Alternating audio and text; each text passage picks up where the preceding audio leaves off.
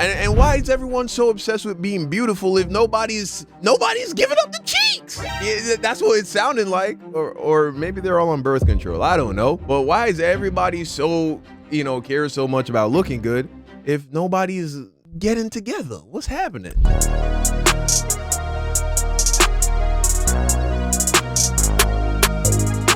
South Korea is absolutely cooked, bro. They are in disarray. Things are falling apart incredibly quickly. 1.4 million views in a month. South Korea is broken. Okay, let's check it out, man. Let's see what's going on with South Korea. South Korean politicians are all morons! They will do literally everything to try and fix their birth rate problem rather than getting to the main cause. The literally everything includes a politician promoting Kegel exercises or suggesting girls start school a year earlier than boys to make them more appealing. What? Whoa. What the fuck are you Wait. talking about? Because I heard that it was a kid diddler. Yeah, I heard that it was a Wait. If the girls start school a year earlier, I guess the way how they're actually trying to execute it is, let's say you're a boy and you start school at 4, girls start school at 3, so that the girls in your grade are going to be naturally younger. Okay, interesting tactic. If you ever watched any of Bong Joon-ho's movies, you would know that the main message of all of his amazing movies is South Korea is a fucked up place. This country is literally ran by Samsung, LG, and Hyundai Kia. They have a horrible work and school culture, but by far the most important quote-unquote challenge they face is the horribly low birth rate they have. It is the worst in the world, and it's recently plummeted down to 0.72 births per woman. A country needs a birth rate of 2.1 to keep their current population, let alone grow it. And they're at 0.72. So why do the South Korean women not want to make babies with these handsome, rich, cute little twinks? They fuck with the other guy. They ask me to give up my seed. South Korea is miles ahead in misogyny technology than every other country in the world. Bro, I ain't gonna lie to you. All of this K-pop, the dudes they all look like women, bro.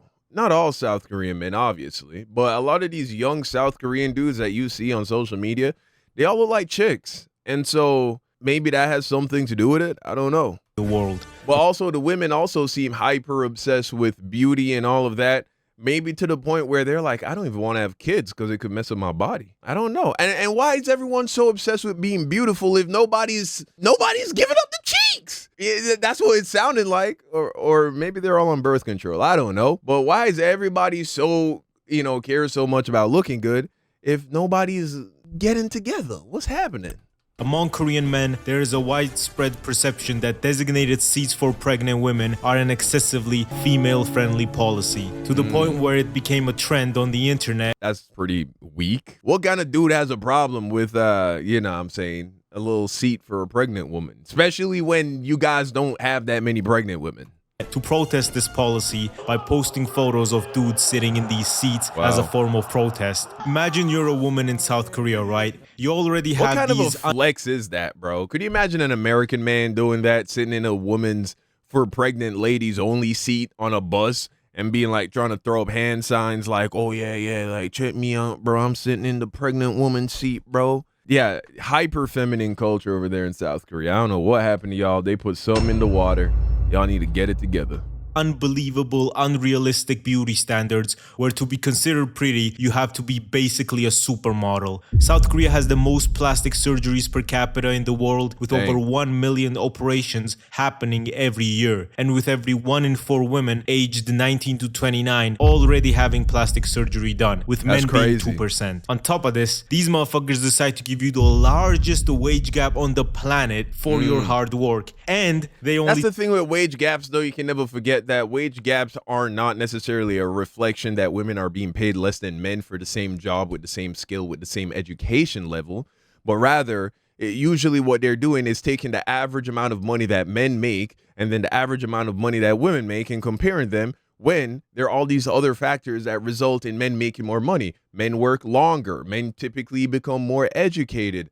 Men do jobs that pay more dangerous jobs that pay more. Men work on railroads and in, electrical and software engineering, and all of all these things that are typically male dominated fields, not because women are excluded or told not to get into them, but simply because they don't want to do it because it does not align with their gender, with being a woman. Women naturally gravitate towards more feminine career fields such as teaching and nursing and things of that nature, and being doctors even. But the point I'm making here is wage gaps are not necessarily a reflection of some kind of oppression or misogyny, but sometimes it can be. So, not everywhere is America. Not everywhere has the rights that America has that protects workers from being paid unfairly based on things such as gender, race, ethnicity, and religion. Decriminalized abortion in 2021, 3 years ago. It's not legal now, but it's not illegal either. Me personally, if I was a woman, I would be crashing out and tweaking.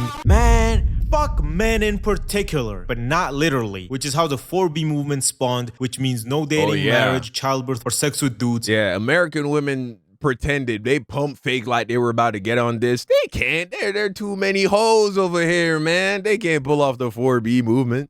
And when your country's laws about women are written by John Jones and Harvey Weinstein, with intense misogyny, discriminatory laws, the thought levels are too astronomical, and the highest wage gap in the world, it is no surprise this movement spawned in South Korea. You know what does not help either? South Korea being the most expensive place in the world to raise a child, costing around $270,000 to raise a child until the age of 18. In second place is the glorious People's Republic of China. Taiwan, South Korea, your destiny is to be obliterated into nothing by a Chinese Dongfang missile. South Korea has this phenomenon called academic elitism, where basically if you don't go to the best universities they have to offer, your life is basically over. You're gonna get a shitty job, no money, you will be sucking dick behind the KFC on Daihakro Street for money. And then there are the Sky universities, Seoul, Korea, and Yonsei universities. Whether or not you get into one of these three universities decides your financial and social position in the country for the rest of your life. It's like parkour civilization.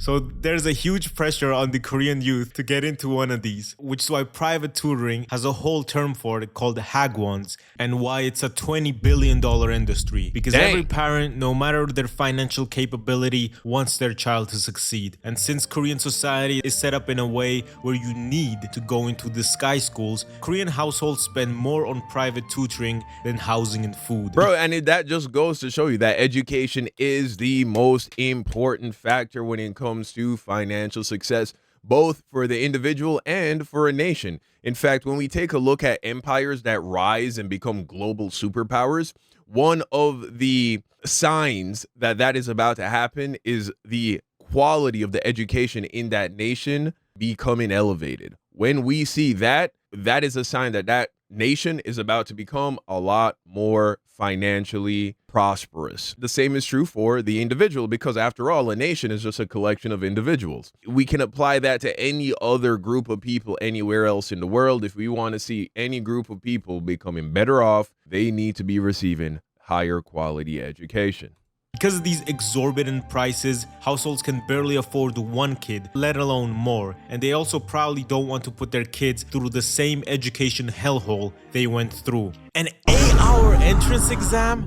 Real question. 48 hours with Diddy or 8-hour entrance exam? Yeah, that I'll decides take the rest 8-hour entrance exam. I'm cool off the Diddy thing of your life. Discuss in the comments below. The Korean entrance exam, CSAT, aka Kokskibidi ass torture, literally has killer questions that are bullshit questions just to make the student scores lower. A lot of times these questions aren't included in normal schools either, but are only included in these private tutoring schools. So already, if your kid is not in those expensive private cram schools, he's set back by this capitalist shithole called South Korea. And these killer questions are either some insane diluted algebra questions that have not been solved by any mathematician ever, or some obscure literary takeouts. What did Tyler respond to Kai Cenat when Kai asked her out on a date? Oh my god, bro. They only decided to remove these questions last year, so good job on that. But Koreans still spend nearly $20 billion a year on these private tutoring schools. Usually what happens in a normal Korean teen's day is they go to school from 8 a.m. to 4 p.m., already 8 hours of classes,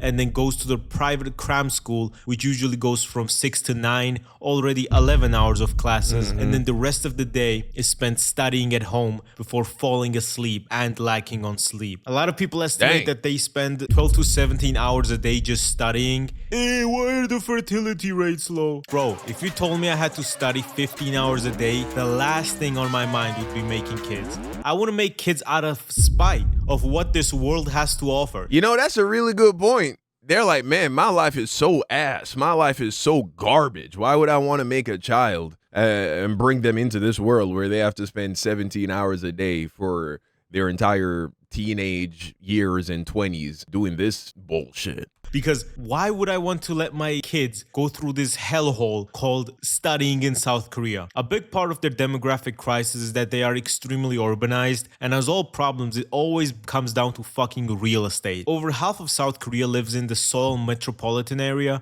because that's where all the Sky universities are, so everyone who wants to live well has to live in Seoul, and also because there are a bunch of construction restrictions that don't allow for a lot of housing to be built, so the limited housing in Seoul is basically a bidding war between Samsung higher-ups, normal South Koreans, and the guy from Squid Game. And the bidding war usually ends in the Samsung higher-ups buying these apartments, renting it to normal South Koreans for huge sums of money, and the guy from Squid Game sucking dick behind the Shake Shack in Yonge district for 2,500 won so he can keep chain smoking his SA lights. In 1928, Stalin started the first 5-year plan, and the goal was to move these stupid, dumb, illiterate peasant farmers out from the farms and get them into cities where there was big industry and make them make tractors and a bunch of other cool shit. By moving illiterate peasants out from these big farms and cramming them into apartments, the Soviet Union's birth rate crashed. In peasant farmer societies, children are usually encouraged because they're more of a free labor and not as much of a financial burden. However, in cities, raising children is expensive, and you also don't get a large family to help with farming. You're all alone in that Samsung factory, resulting in this, where you can clearly see that the fertility rates in big cities are much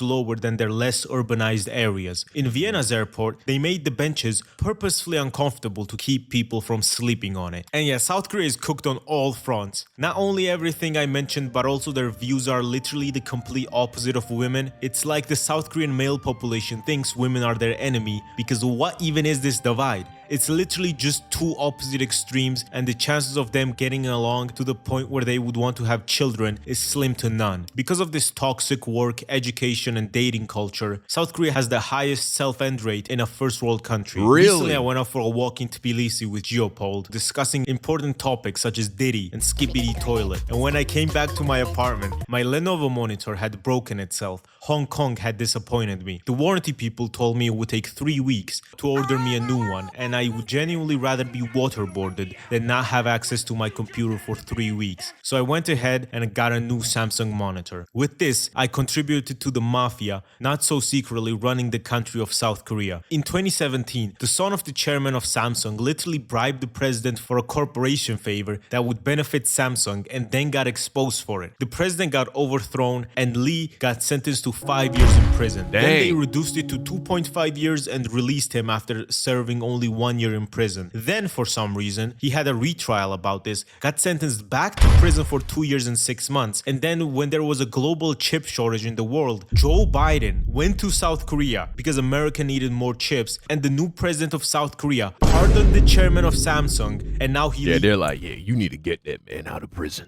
I'm really liking this monitor though. Like, look, I can rotate it and watch Instagram reels like this. I don't know what it would take for the South Korean government to realize that their ultra-capitalist society is the cause for all their difficulties, such as being an incel, pulling 2014 ISIS numbers, and the real estate market being horrible. Also, the 3 big companies, but mainly Samsung, have so much power over there that every politician is there to serve Samsung's interests and not the South Korean people. You guys already saw how Samsung literally literally bribed the president with $37 million, and that is only one of the things they have been exposed for. Just imagine how many secret deals have been taking place with Samsung's leaders and Korean politicians. I do not care how much money you have. If you're going to be alone for the rest of your life and also hold some extreme beliefs about the opposite sex and also never be able to own a home for yourself, no matter how much money you have either way, because Samsung exists, what's the point? And government-funded matchmaking events to try and get people to talk to each other is not going to fix the fact that even if they really liked each other, they wouldn't be... Bro, that's